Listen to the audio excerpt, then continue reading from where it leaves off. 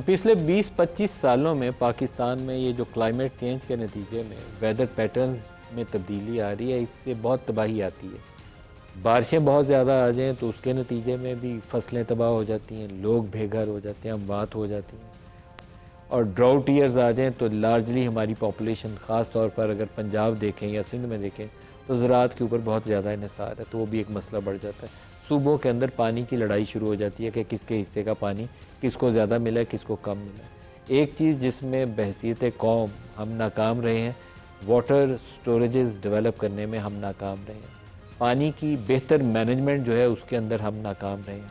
पानी अल्लाह ताला ने पाकिस्तान को काफ़ी वाफर मिकदार में दिया हुआ है। बरसात के महीनों में जब ज़्यादा पानी आता है, ज़्यादा बारिश आती है, ग्लेशियर मेल्टिंग होती है, तो वो पानी हमारा हमें डुबो के लोगों की जानें लेकर हमारी फसलें तबाह कर कर अखीर जाके समुंदर में गिर जाता है और कई हफ्ते सिंध की ज़मीनें वाटर लॉक्ड रहती हैं।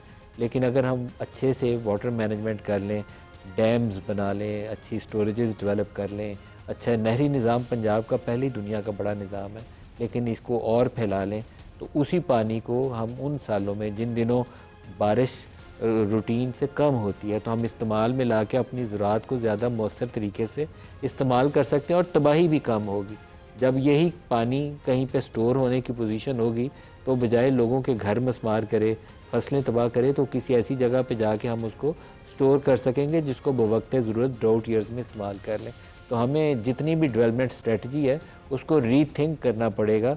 जो 1200-1500 अरब रुपया सर्व करने की सालाना हमारी कौम के अंदर सकत है, वफाकी बजट के अंदर या प्रोविंसेस के अंदर मिला लें फिर तो 4-5 हज़ार अरब हम स्पेंड करते हैं। तो उसको प्रायोरिटाइज़ करना पड़ेगा कि पहले क्लाइमेट चेंज को सामने रखते हुए स्कीमें बनाएं, water storages, water management, canal system, irrigation, education, health, इसको प्रायोरिटाइज़ करें। बाकी चीज़ें शो पीस प्रोजेक्ट को आप 5-10 सालों के लिए भूल जाएं। पहले ये सोचें कि इस कौम को इस चैलेंज से कैसे निपटना है और फिर आगे निकलना है।